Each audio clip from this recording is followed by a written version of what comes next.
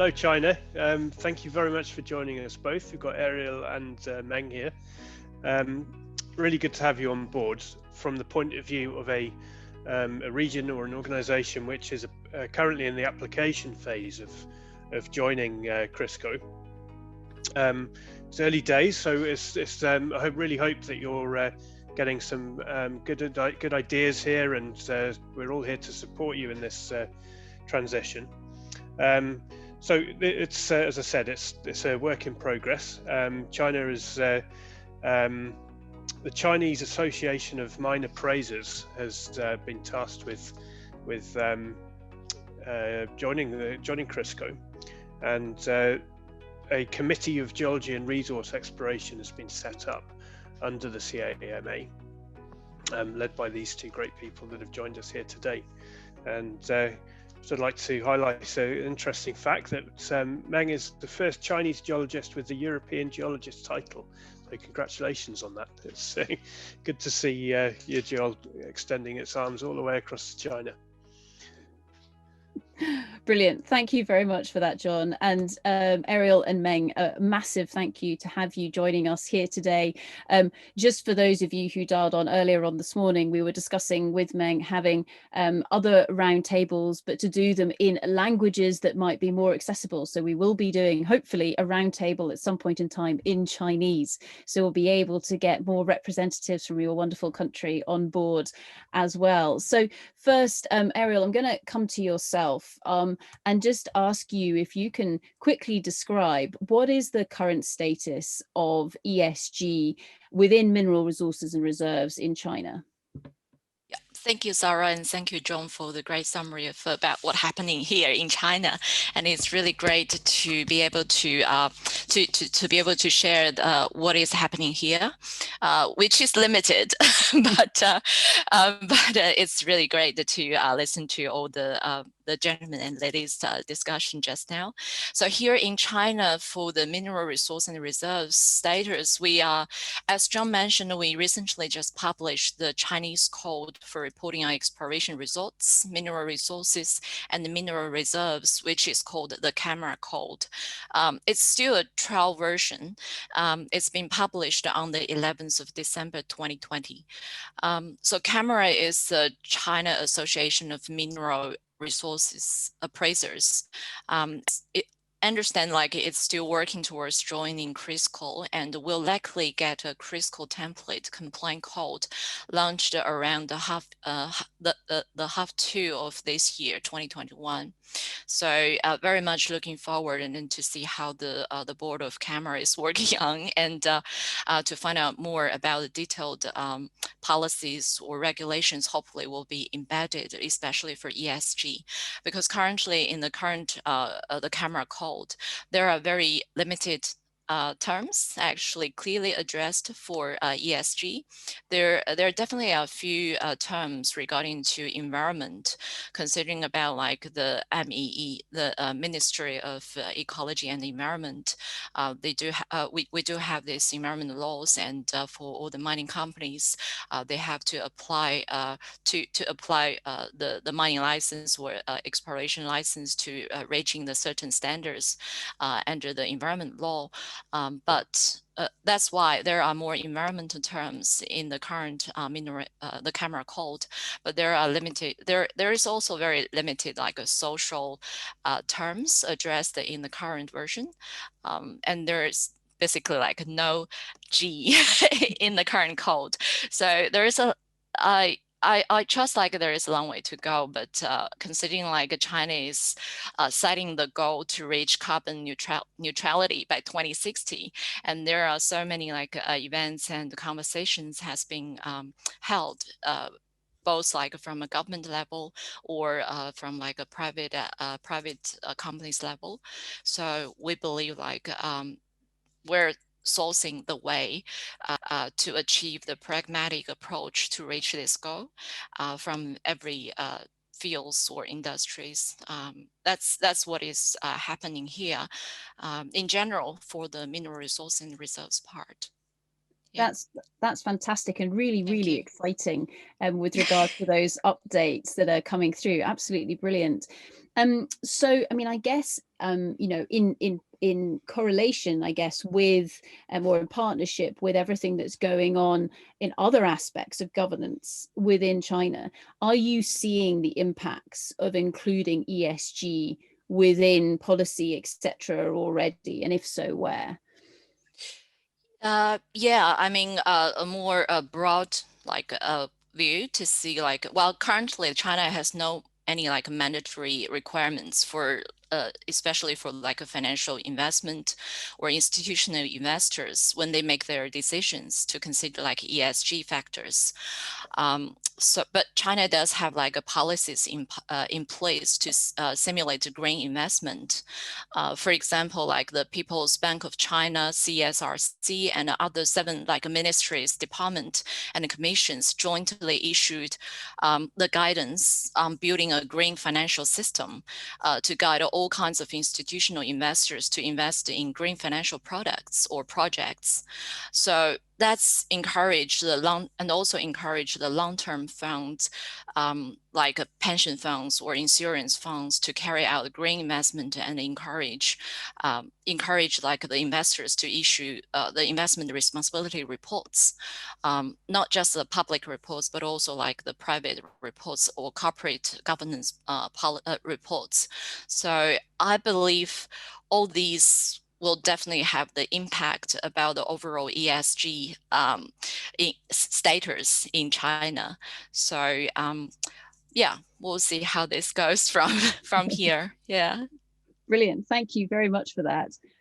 Meng, if I can come across to yourself, and obviously as a man who also loves the rocks as well, and what are the future plans for ESG and resources and reserves within China and of course internationally? And is there anything that you're looking for from the international community to help support what you guys are doing? Thank you, Sarah. Thank you, Joe. As the introduction from the Ariel, I think she did a very good introduction already. For the future plan, I think I may know the China is right now we have new code, and for the Chinese mining community or mining industry, we always say we have the 2 markets. The one is the market inside of China is a very big demand, and another is international market. So the future plan for us, this is a very important. We need to, at every geologist and all of the mining company to know the new code. So I think the future plan is we need to make the new advancement or new education or new training course for all of the geologists as soon as possible, especially when facing a very big challenge of the pandemic right now. So everyone is working at home for already 1 year. So it's not very normal for the geology or for the miners, in fact, for this year. So we published this new code already half a year. So in the next step, we need to really need to do all the promoting for this new code. And the second, I think, is as Aaron said, we are very strong.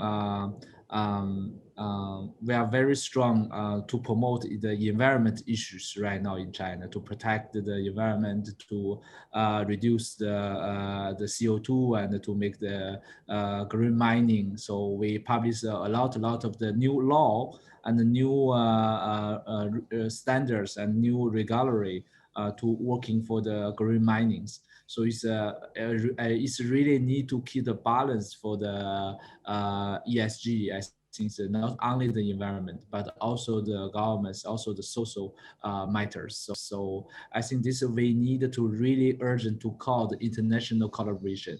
So this is I think the second plan for us. I think the third is in this year we are planning for a new international meeting or summit to make a new open door policy for the mining community or mining industries to open to not only the policymakers but also the industry. So we need to in the same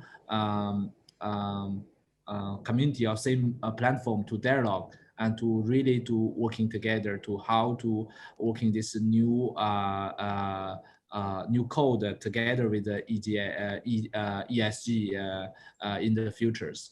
As you may know, we have almost 260,000 geologists in China. So it's a really big number, and it's really big community. Most of them is working for the mining. So this is a really big challenging right now for China. So we are really urgent calling for the not only working inside of China, but also for the international collaborations. Also for what we are looking for from the international communities, I think the first priority things for us is now we are applying for the member of the CRESCO, and so this will be a very important for China to in the same platform with other members of the global world, including the minings, including other geologists. So I think this is a very important, the first step for us to be the member. And then we can exchanging to working as a bilateral collaboration or the international collaboration with other countries like JAC, like PRC and other code. So we really need to make the same code. So for the two market of China, one is inside of China, one is international market for the Chinese mining community. So we really need to think about how to working as a whole market, because this is very important for the futures. And it's really for the miners to make the same language, because the code is the only language for the miner, for the geologists in the future. So this is a very, very important. And the ESG is a very important for all of the miner and geologists, not only because of the code, but also we need to understanding the different culture, different policy, different societies. So this is a really challenging for the geologists or for the miners to working in the other countries. So if we are open to a global market for the minings, if we need a big support for the future minings, green minings, so we really need to have the ESG inside of the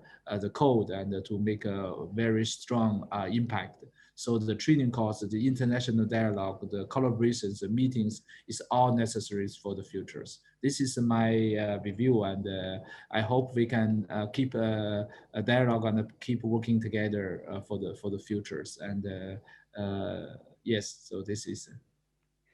Brilliant. Thank you very, very much, Meng. And thank you as well, Ariel. That was an absolutely brilliant, very brief insight into what is going on from the China perspective. And to both of you, I really love the international flavor of that. And we look forward to your upcoming summit sometime later on this year. So ladies and gentlemen, please put your hands together for Team China. There we go. It's a bit like the Olympics, isn't it? There we go. Thanks, Evan. Brilliant. Yeah. Thank you very much to both of you. And thanks, China. It is a bit like the Olympics, and it's going to be really interesting watching the race between Europe and China to reach carbon neutral by in similar timescales in the role that exploration and mining has to play in that. So yeah, very interesting times.